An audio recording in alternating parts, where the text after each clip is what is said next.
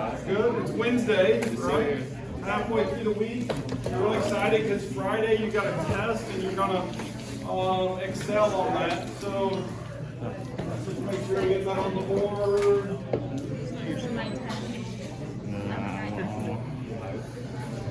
Every other spot's taken. That is October 1st, isn't it? October 1, is that right? Yeah, isn't that crazy? We're already in October. That means Halloween's almost here. Okay? Thanksgiving's almost here. And then Christmas will be here before you know it. Alright, so here's the test. I'm going to try something different. I'm going to bring a paper copy, but I want you to do it electronically. I'm going to let you have the paper copy to do your work on that. And then I'm going to have you turn that in at the end. Okay? And this came from a student in the next section. He said, can I have a paper copy? And I thought, well, if I just give everyone one, then that will make it easier to show work associated with each problem. And when we get ready to do corrections for the test, then I will turn those back for you to do corrections on. I have to collect them on test day because 2 sections are doing that back to back. I don't want you to walk out and give the next section the test before they have to take it, right? You guys understand that? Yeah. So we'll collect those and then I'll give those back for correction. I'll put them in your folder upstairs. We may go through them. I'm not sure how we're going to manage that, but I'll just let you know. Okay?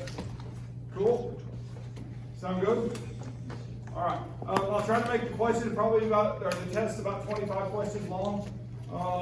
It'll be over the content like we've been working on. It will be similar to the test or the quiz that we did last Friday. Okay? So, phrasing, multiple choice, those types of things. Okay? Just to let you know that. Lab scores. We have 3 labs that have been graded and returned. We got another one that's almost done. It's just not recorded yet. Those scores have been entered into Campus Web now. So I've started keeping a more complete grade book. Midterm is approaching, so you can check those scores if you would like and make sure that we entered those appropriately. Okay? So, and obviously the quiz, which was electronic, that original score is in there. We actually have made corrections on so you guys turned in the sheet of paper with your quiz. We've got about 1/3 of those done for both sections, I guess is the way to say that. So if you see that your score has changed on the quiz, that's because we reviewed your sheet that you turned in and we felt like that you had appropriately set up the problem zone units or whatever that may be, and so we awarded you more points for that. Okay?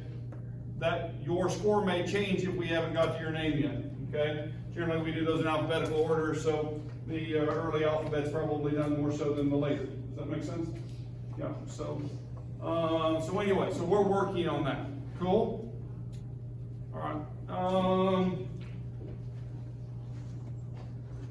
Lab, there's some calculations for moles. We're going to start those today. And then I'll finish those up on Monday, and then we can directly address the ones for lab on Monday. Does that make sense? If we would like. If we need to. We may not need to. You guys may feel comfortable and be able just to go on with that. But I think that's all the housekeeping I have. Do you guys have anything for me? Yes, ma'am. Okay, so are we going to get through all of chapter 3? Not for the test, no. Okay. The test material will end where we finish today. Okay, and then are you still going to have homework 3? I will reopen that. It's going to close on Friday. Okay? In fact, I'm going to leave it closed over the weekend so you can take a break. Okay? All right? And then I'll reopen that on Monday. Is that okay? Yeah. So there's other homework that's due anyway, so, or I think there is anyway. There will be because I'll assign 4 on Friday. Just let you know that it's coming. So anyway, I may reopen 3 on Friday, but I'm in there too, just for convenience. So is what's originally due the 30th for making it? So chapter 3 material that we haven't covered. Now, actually the learning curves, I want to explain the learning curves. You guys realize that those are supposed to be done before you come to class? Did you know that? They're set up to where you can work through the material, and then when you come to class, you'll have a higher level of familiarity with the material. Yeah. And it allows you to do multiple tries on questions and those types of things so that it leads you to the right answer. If you miss one, then it actually adds a question. And so the more you miss, then the more questions you get out of that. Have you guys figured that out yet? Yeah. And so that's because it's trying to coach you into the material so that you'll have the preview before you get here. Okay? So I encourage you to use it that way, right? If you need it opened, what will I always do? I'll always open it up. I've given a lot of individual opens, and then at times, like I think I was in there yesterday moving a deadline for my other course, and I think I moved one for you guys by day. So, because there wasn't enough people done with it. Does that make sense? I look at that number. Now, I want to say something. There are people in here who meet all the deadlines. Okay? And I thank you guys very much. You guys, you're doing it the way it probably should be done. And I'm not moving dates to make your life worse or anything else. I move dates because I want other people to finish it too. Okay? And you're much better off to be ahead and stay ahead of that curve and not expect that. Does that make sense? But there's times that we're struggling with it, especially when it's new material and the learning curve is very steep and there are people that need more time. Sometimes it's a larger group. Okay? So I make those decisions based on trying to get the larger group to learn more chemistry. Okay? So you individuals who are ahead, good job. Well, let's say it out loud. And you guys who aren't, then we're going to do a good job in finishing those and trying to learn a little bit more chemistry. Okay? Now, there's another thing I want to say. This is my first semester to use Achieve, and I helped with a couple problems last night, and I may remove both of them. Now, the question is do you guys want me to remove them before or after you get done with this semester? If you've already done them, right, then you'll want credit for them. Does that make sense? But there are some that I feel are redundant and in the way that they progress, and also there's just questions you like and don't like, right? And so as I work through those, and I got behind on my homework and haven't worked through all of them, I usually try to remove them before I assign, but I didn't on this chapter, and now I'm regretting that. Does that make sense? Yeah. But you only have so much time in a day, and so that I didn't finish that as I should. So would you guys rather me remove them now or after the semester's over? I would say after the semester's over. Okay. I will do it that way. Cool. If you have a problem which you think is awful, please send me an email and I'll give you a bonus point. How's that? Explain why. Okay, so I don't miss those. There's some of them that we just misread. I had a quant student that misread a question in the directions and was not appropriately solving it, and he thought it was a bad question, right? But it was because he wasn't doing it stepwise to make it to the end point. He was trying to shortcut directly to the answer. Does that make sense? And so that happens sometimes. There's a unit conversion or those types of things. So pay attention to that when you're making those criticisms. Okay, cool? All right. Anything else? Anything else? All right. We're up here. We're going to finish a little bit more material. We're going to finish naming acids. We stopped on this slide, and this slide was just to explain monoprotic and diprotic. Well, if I had triprotic, what would that mean? 3 acidic, what's the word I'm looking for? Acidic hydrogens or protons, right? So acidic hydrogens or protons. And so the H2SO3, sulfurous acid is a diprotic and hydrochloric acid is a monoprotic. And so the next slide, I think, did we do this? We did finish this one in this section, didn't we? And so we went through and called the first one monoprotic, the second one diprotic, monoprotic, triprotic, and monoprotic. So we did that as an exercise. And then we started talking about binary acids, that a binary acid contains a hydrogen plus one other element.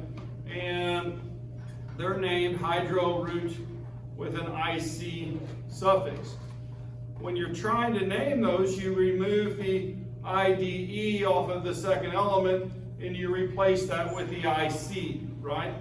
And so a nice example that everybody knows, when I write, well, I'm going to write 2 things on the board just for fun: HCl gas and then HCl aqueous.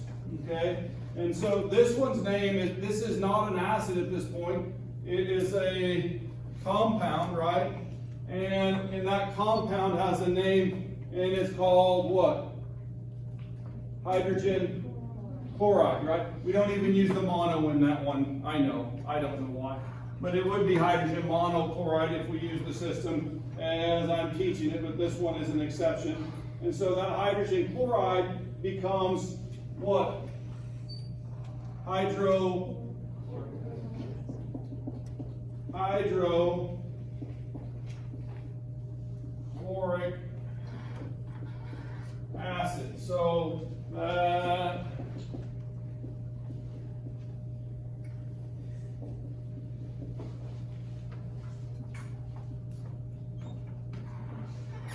the hydrogen becomes hydro, right? And we keep the chlor, we drop the I, we add the IC, and then we put in the word acid to follow. You guys can do that, can't you? Okay, so that's naming a binary acid. So this is showing what we just did. How about these? Can we name these? What's A? Hydrofluoric. Would you guys agree with that? It's fluorine, so or fluoride, and so it would become hydrofluoric acid. What's the second one? Hydrosulfuric acid. Hydrosulfuric acid? What do you guys think? Yeah? What about the last one? Hydroiodic acid. Yeah, iodic or iodoic is the way I would say it, but I'm not sure which is correct on that.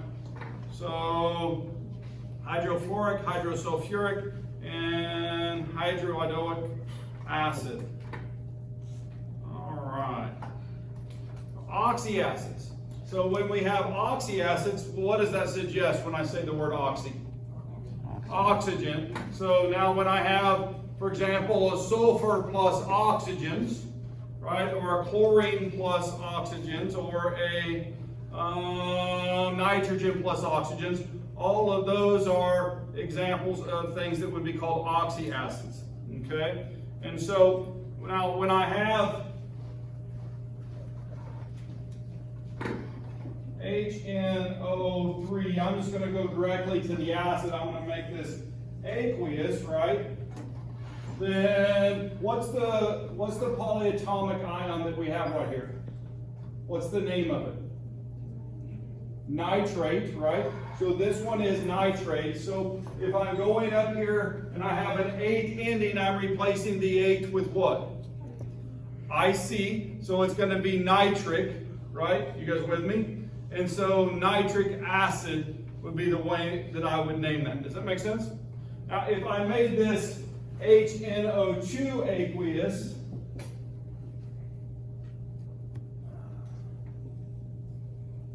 then note the polyatomic ion, which was nitrate, now has one less oxygen. What's the new name? Nitrite. And so if I have nitrite, I'm going to replace the ITE with OUS. So this is going to be what? Nitrous acid, right? And so if I have any per or hypo prefixes, I retain those in that, right? So perchloric acid would be HClO4, okay? HClO4 would be perchloric acid. HClO4 perchloric acid. Got a good story for perchloric acid. You guys want it? Oh yeah. Well, hang on just a second. So let's make sure we're doing this right. Here's the one I just did on the board. I have the hydrogen and perchlorate, and so I renamed that perchloric acid. Cool.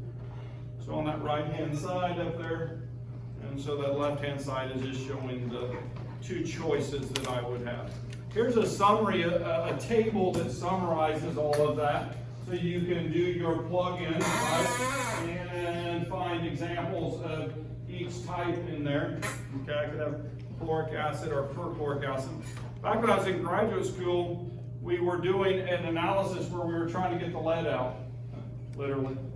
That's been a joke for years. And so we were trying to digest a carbon sample to get the metals to do analysis. And we were struggling with lead. We were getting most of the other metals with good recovery values, but we were only able to recover about 50 to 70% of the lead, depending on the experiment, the way we were doing it.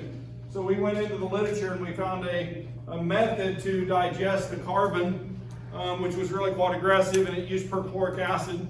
And this was the standard method. So, but the two graduate students who were doing it were not familiar with the compound, and we didn't realize how strong an oxidizer it was. But our research advisor would come in the lab every day, Dr. Manahan, and about 10 o'clock in the morning and say, well, boys, what are you up to today? And we would give him a rundown and let him know and what we were doing, what the project was, where it was at. And I was working together with another student on a bigger project.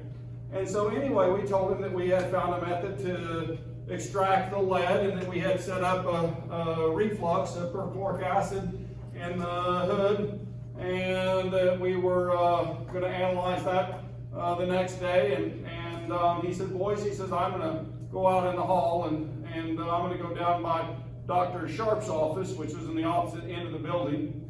And he said, I would like to have a further conversation with you, but I'm not staying here in the lab. And so anyway, okay. We obviously got up and followed him down the hall. And he says, well, gentlemen, he said, I want to tell you a story about when I was a researcher at University of Wyoming, and I was working in the coal laboratory out there, and I was doing a digestion. And he said I was digesting coal with perchloric acid. And he said I had finished my coffee, and he said it had swelled my bladder a bit, and he said so I had to go to the bathroom and piddle. Yes, that's the word he used. And he says while I was in the bathroom piddling, he says the dust shook out of the ceiling. And he said you could tell that something significant had happened in the building. And I went back to my laboratory, and he says the wall was gone. And he said, well, that and the explosion-proof fume hood and furniture and things like that. And he said they'd just been removed. Or maybe he said dismantled. And he said, he said, what I'm trying to tell you is that if we really need these lead numbers, we can continue with this digestion, and I'll be working at home. Or, he says, Scott, he said, you are a single man, and Kenny, you just have a brand new baby. He says, Scott, will you go in and take that down and properly neutralize the acid? And Kenny, you stay outside the building, and if it explodes, call 911. And he left. So we followed his instruction, and yeah. So sometimes, well, in fact, something we teach that's very important today is understanding the risks of chemicals. In fact, we teach a lot of safety with what we do, and especially when you get into your upper level courses, and especially if you come work for us as a student worker. And so, because there are risky things, and wearing proper protective equipment, or knowing when you shouldn't do that experiment is very important. Now, you guys may laugh at this, but you know how we ended up doing the lead chemistry. We, instead of exploding ourselves, we worked in a nuclear reactor the next year and did neutron activation analysis, and so I got a little exposure to radiation instead. So, yeah, all of those are fun, aren't they? What's the first acid? What's the polyatomic ion? Phosphate, right? That's phosphate, PO3. And so that would be phosphoric acid. You might write these down just for practice, right? I'll pop them up here in a second. What's the next polyatomic ion? Is it sulfate or sulfite? Sulfite. SO4 is sulfate, right? 2 minus. Sulfite is SO3, 2 minus.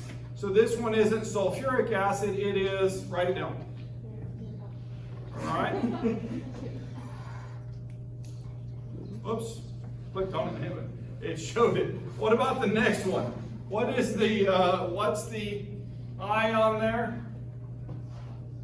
Iodate. Iodate. Right? Kind of like iodine, right?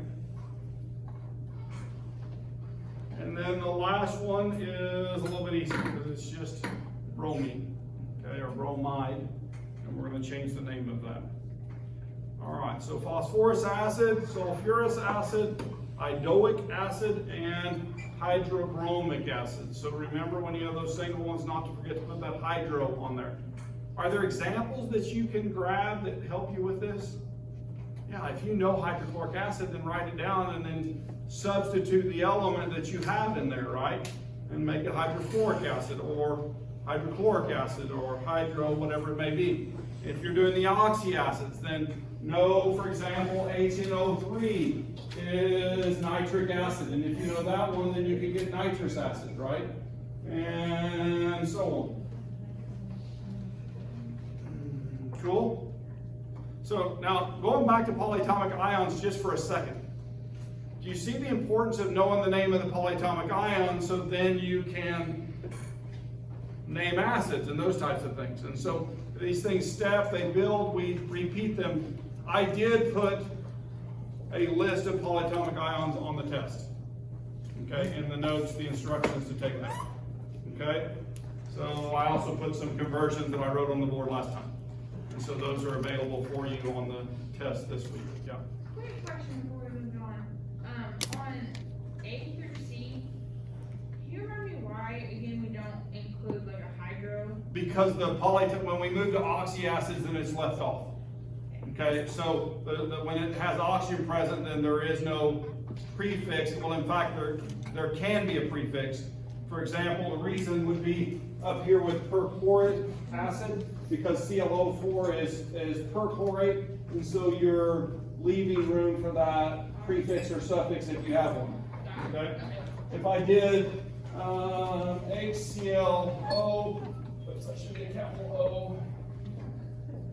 Aqueous, then this would be hypochlorous acid.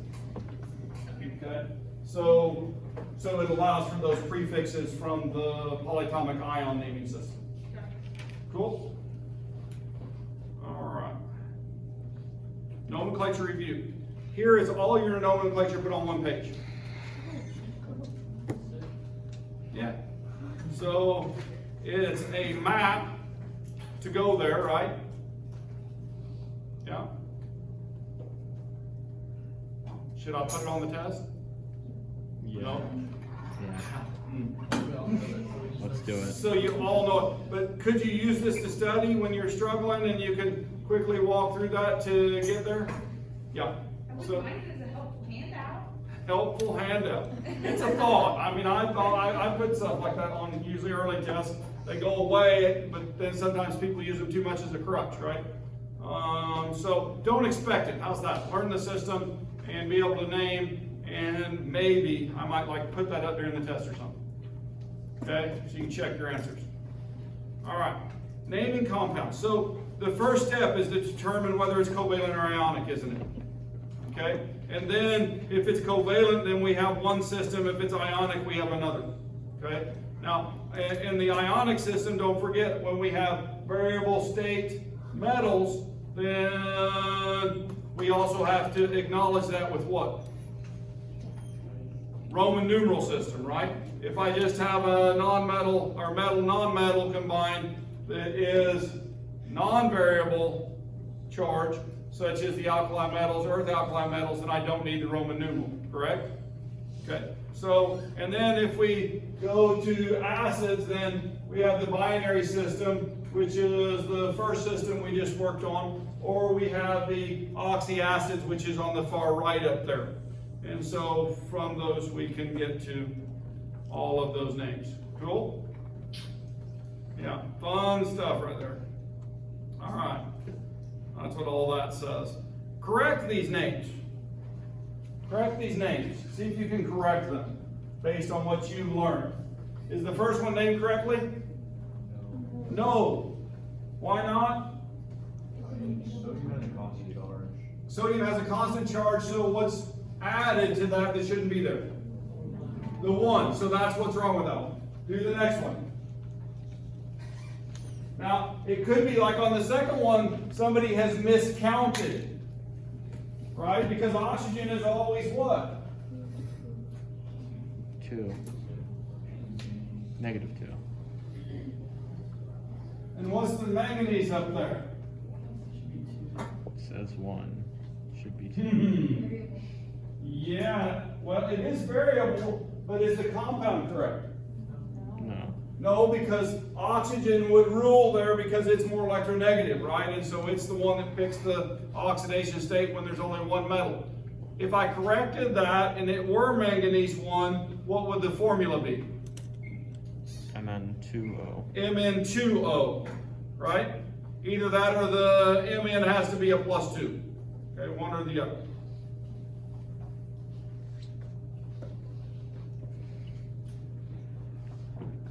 What's wrong with C?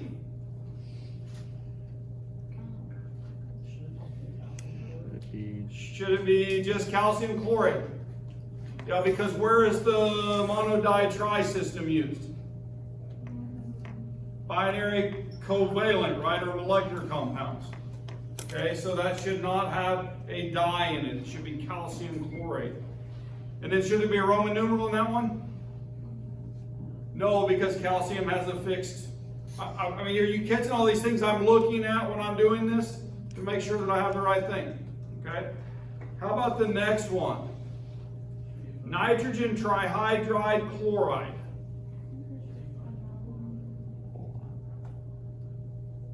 What is it? Ammonium chloride. Is that the polyatomic ion ammonia, or ammonium ion, excuse me? Yeah. It comes from ammonia with an extra hydrogen. Yeah. And then the last one, zinc bromide. Is it bromide? Should be I, shouldn't it? Yes. Because it's not shown as what? An oxy, right? So there's no oxygen present, so it can't be an ite. Okay? 8 or ite. Cool? So, is it sometimes good to practice them from this perspective? Yeah, so manganese 2 is the correction that they made, or I could have done, if it were the 1, could I have put a 2 in the formula and corrected it? I think so, okay? So, and then calcium chloride, ammonium chloride, and zinc bromide. So those are all things that students do, whether you guys realize that or not, on tests, okay? And they take polyatomic ions and turn them into molecular compounds, and I'm trying to get you not to do that, okay? So practice. Any questions on naming? Because we're going to shift gears here in a big way, in my opinion. All right, moles. This is some of my favorite stuff in chemistry, okay? If I have a 22.4 liter box of air at standard temperature pressure, then I have 1 mole of that gas. Isn't that crazy? 1 mole of it. Yeah. Now, what does that mean? Well, if I have a dozen eggs, how many eggs do I have? I have 12, don't I? So a dozen is 12. Right? If I have a mole of eggs, how many do I have? So if I have a mole, I have 6.022 times 10 to the 23rd power. It's just like saying a dozen, except is that number significantly larger. But in terms of calculators, if I multiply by 12 or 6 times 10 to the 23rd power, is it really that much of a big deal? It's not, is it? Okay? So, a mole is just a way to count things. Okay? Why do we use such a big number to count atoms and molecules? There's a lot of atoms and molecules. Because in this space, right? Think about it. There's that many air molecules. Oxygens, nitrogens, a little bit of CO2, Isn't that crazy that there's that many in this amount of space? Right? In fact, if I go to a denser material, here I measured out 1 mole of water. This is 1 mole right here. Now, I'd like to walk through this, okay? I'm going to jump off the slide for just a second and over here. And I want to walk through that. That's 18 milliliters of water, right? 18 milliliters of H2O. Okay? Now, I'm going to ask a simple question. What's the density of water? 1 gram per milliliter. 1 gram per milliliter. Now, the reason I did that is because I'm converting right now. You guys with me? And I've now converted to grams. And the next thing I want to do is, you guys probably mostly have this skill. Okay? We've done it a few times. We've talked about it in class. But if I have 2 hydrogens, right, I'm going to get a mass off of the periodic table. It's the average mass for the commonly occurring isotopes. And that number is what? 1.01, isn't it? You guys see that up there? And that has units that we're going to use. This is, well, in a water molecule, H2O, right? Let's talk about this for a second. How many moles of hydrogen would be in a mole of water molecule? 2 moles, yeah. And how many moles of oxygen? 1 mole, okay? Now I'm using that stoichiometric ratio right now. So I'm taking that 2 times hydrogen, right? And times 1.01 grams per mole. Okay, so I'm setting up, I'm calculating a conversion factor, and I have 1 oxygen, and what number am I going to write right here? 16. Yeah, we'll round to 16. And that's also grams per mole. And so this equals 2.0, and this equals 16, sorry. I don't know why I multiplied that by 2. I just did it because I multiplied the other one by 2. 1 oxygen, 16. And now Dr. Garrison does this in this way. I put a line and a plus sign and I add down. I set up all my molecular weights in this fashion. So I know that's maybe a little illegal, but it's okay for me. Okay, this is the way I set up my problems. And this is 18.0 grams per mole. Okay? What do I call this? There's a name for that. What did I just calculate? The molar mass or the molecular weight or something along that line. You guys good with that? Okay, now, if I take that number, right now, dimensional analysis, I've canceled milliliters and I've got grams. You guys with me? And so I want to convert my grams of water, all right, to moles of water. Cool? And so to do that, I want moles on top. So this would be 1 mole over 18 grams. Okay? And so then if I cancel my grams and work my calculation, then this has moles of H2O. And what's my answer? 1.0 moles of H2O. So that means that I went to the sink and I filled this to 18 milliliters, right? And so within the margin of error of the measurement, the tolerance of the graduated cylinder, I have 6.022 times 10 to the 23rd water molecules in this. Now, I'm going to ask in a laboratory setting, 18 milliliters would be a normal size or volume to use, wouldn't it? And so we have the term mole because it brings our chemicals to a volume or size that are convenient for laboratory use. That's why we do this. Okay? And so it makes it a lot easier than keeping track of numbers that have huge, right, powers of 10 and become intimidating, don't they? Right? They shouldn't be. With a calculator, you should never be scared of that. You're just using engineering notation and put an E to the 23rd power, and you just go right on. Okay? So don't be, but it can be, can't it? Okay?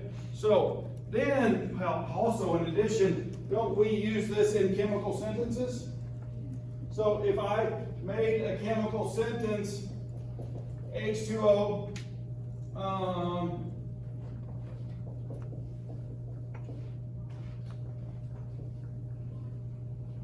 so I can take water and I can do electrolysis on it and I can convert it. If I know that I started with 1 mole of water molecules, right? Then how much hydrogen would I make? If I started with 1 mole of water, I would make 1 mole of hydrogen gas, wouldn't I?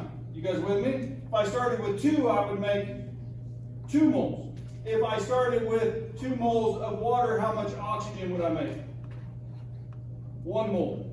Okay? That's what these sentences are good for. So not only that, if I know the number of moles that I've made, can I get to the grams? Yeah. So all this has function. These moles, they make everything possible in terms of keeping track of what's present. Yes? Why is that 10 times 16? That's just one. Oh, that's a 1 oxygen. This is not a 0 right here. That's an O, however you want to show that. Right here. Ox. That's the symbol for oxygen. That does become confusing sometimes, unless you're doing the calculation. Does that make sense? Yeah. All right. Dozens, Avogadro's number. And then the Avogadro's song. You guys know what it is? Avogadro's, avocados, how many would there be? 6.022 times 10 to the 23. You guys want to do it with me? No? Oh, yes ma'am. Yes. Right here. Yeah, my hand on top of it. Yes ma'am. Your 16 to 18 grams per mole. How do we do that? 16 right here? Yeah, and then combine it, like, is that an addition? So I did an addition down. Oh, addition. Okay. Yeah, because I have 2 hydrogens in a water molecule and 1 oxygen. And that's why I said I don't know this is actually legal, but if you look at any of my lab notebooks where I've done molecular weight calculations, they're all set up just like that. Gotcha. Okay? And so I take and build a row of calculations to find each individual element. Or if I'm doing water, right, like in the hydrates we were naming, you guys remember the hydrates? Then I actually leave the waters together and just make them 18 because if you've done this as long as I have, you have the molecular weight of water memorized at this point, don't you? You guys with me? So if there's 5 waters, then I do 5 times 18. Okay, so I leave those elements together because I know that there's 5 of them. Cool? In fact, you're going to be doing that for lab for copper hydrate or copper sulfate pentahydrate. Okay? So to calculate that. Counting unit. So what's a mole? What do we call it? It's a counting unit, right? That's all it is. It's nothing, it's no different than a dozen. Okay, you just have to learn the value of it. All right. A mole contains Avogadro's number of formula units, and so I can go from if I have 1 mole of water molecules, I have 2 moles of hydrogens. To find the number of hydrogens, I would multiply Avogadro's number times that mole. Okay, it's as simple as that. That's what this is showing up here. And you guys have got that, I promise. All right, let's try this. How many moles of helium are in a party balloon that contains 2.74 times 10 to the 23rd helium atoms? How you doing this?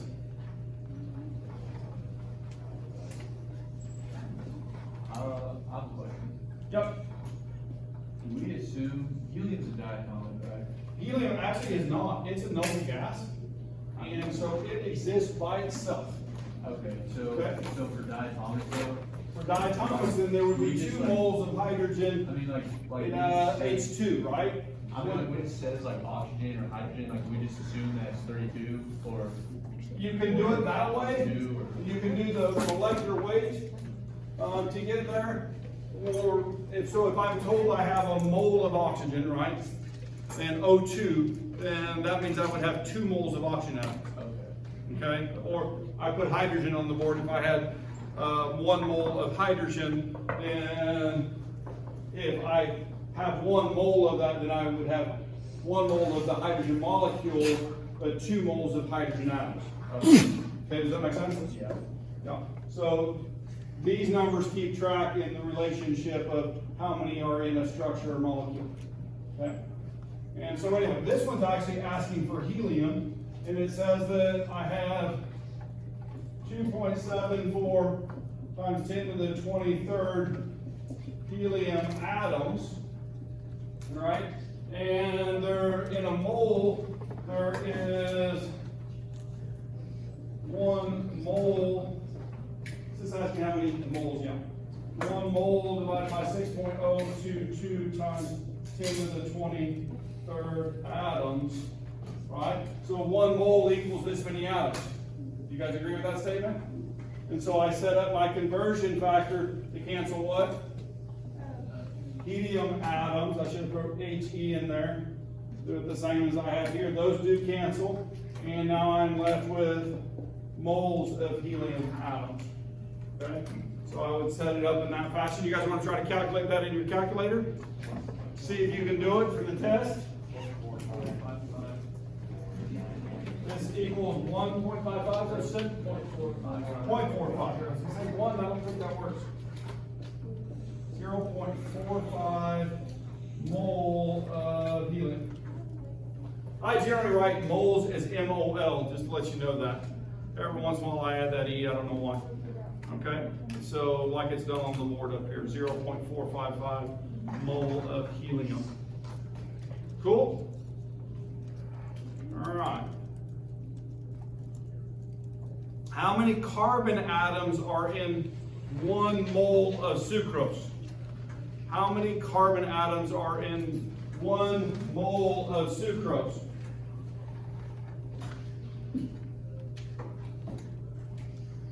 C12H22O11 is sucrose. For every 1 mole of sucrose, how many carbon atoms? There's 12 moles of carbon atoms, right?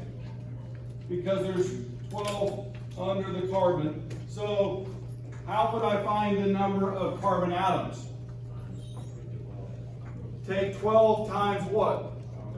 Avogadro's number. Okay? So I would take 12. So for every 1 sucrose, there are 12. So there's actually a conversion in there.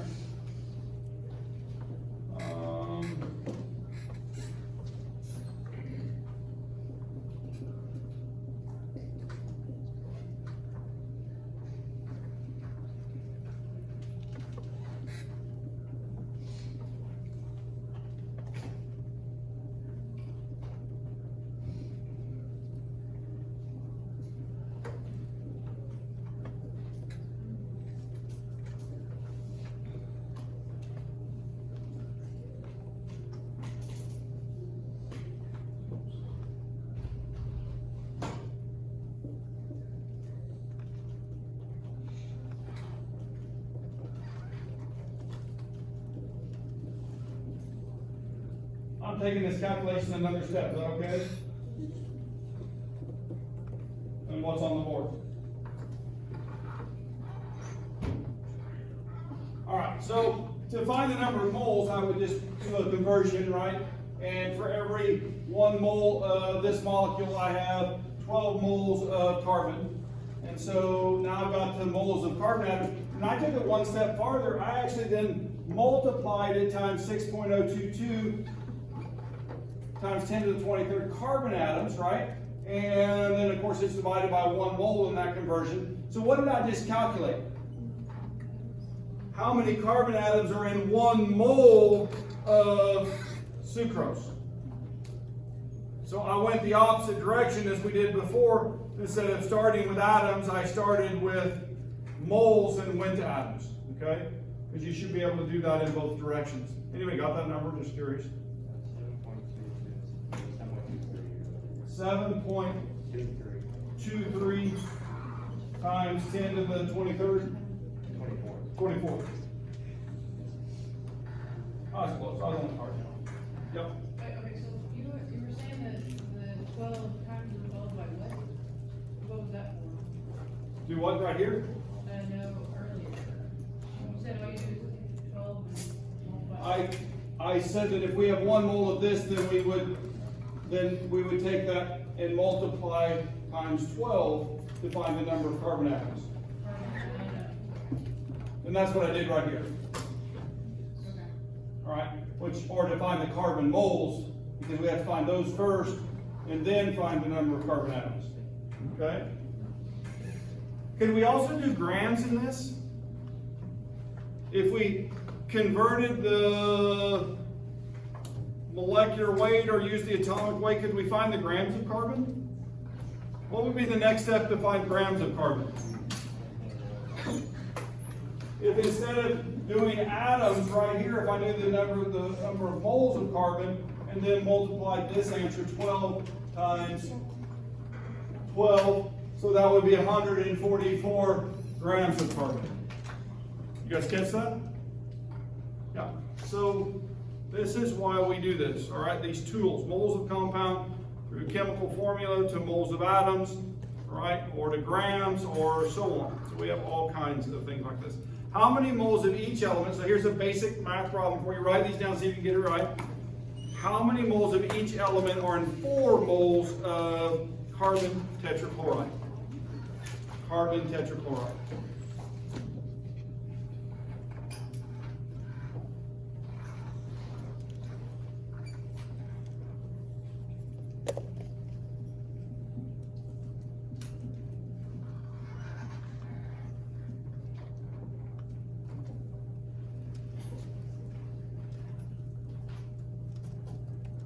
So, probably mental math to do this. So 1 mole of carbon tetrachloride, there is 1 mole of carbon, 4 moles of chloride. And so then if I multiply times 4, then I would get 4 moles of carbon. And then in the second one where there's 1 to 4, and 4 times 4 is 16 moles. Okay?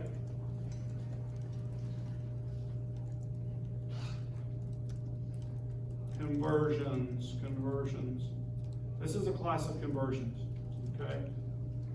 All right, practice your conversions, practice your dimensional analysis, and it will help you know how to set these up correctly, okay? Without formulas, without those types of things, you can approach word problems and go from atoms to moles, from moles to grams, from grams to moles, from moles to concentration, okay? So that's something we haven't talked about yet, but all of those are connected, and we can connect those through a map. All right. So individual atoms, and so moles of compound through chemical formula to moles of atoms, through Avogadro's number to number of atoms, and so we've done that. We've been working on those things. Okay. And so how many iron and sulfur atoms are in a nugget containing 0.25 moles of iron sulfide? How many iron and sulfur atoms? All right, you got a minute. You got a minute. And this will be the last slide on the test.